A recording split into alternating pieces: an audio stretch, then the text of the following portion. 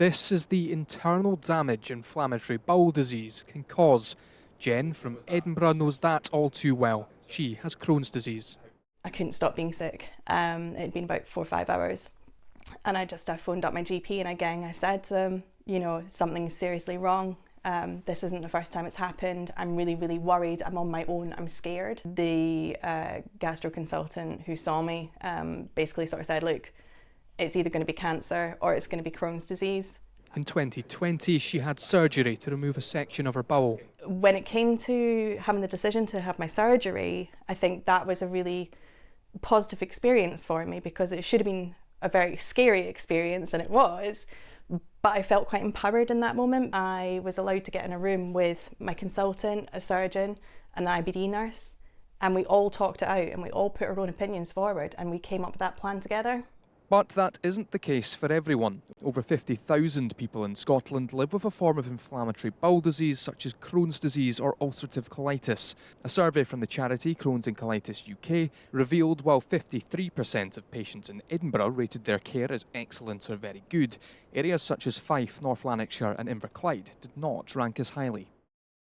Mareta from Greater Glasgow has colitis and suffered a perforated bowel in 2018. I first experienced symptoms when I was going into high school, so that was a worry in itself, what was happening.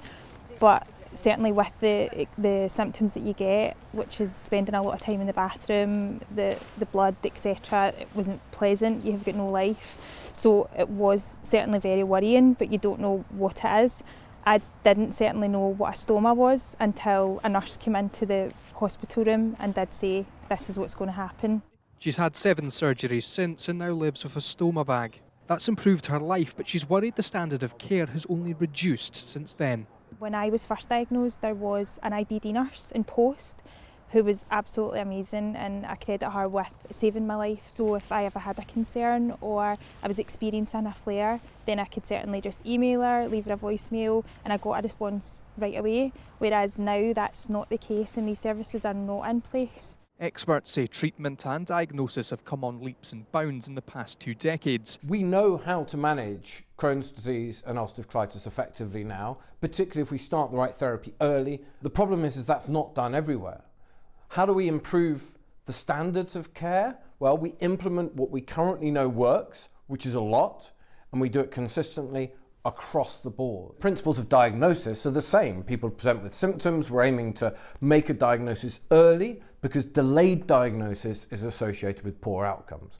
So a lot of that is about getting the message out there to people. If they have symptoms that they need to come forward, we can screen things very simply with a calprotectin test, a poo test. These reports are benchmarked against the IBD standards. IBD standards say what high quality care should look like at every point of a patient's journey, from first symptoms to diagnosis, treatment and ongoing care. We know from these reports that sadly, there's a lot of areas that's not happening. There's not enough IBD nurses, there's not enough stoma nurses, and we can see that in different services, they're really lacking in certain areas, and people are rating that care quite poorly. The Scottish Government says it's provided additional investment to NHS boards since 2015 to support clinical nurse specialist provision. The message from Jen, Mareta and thousands like them is that as prevalence of IBD rises, funding will need to do the same. Lewis Mickey, STV News.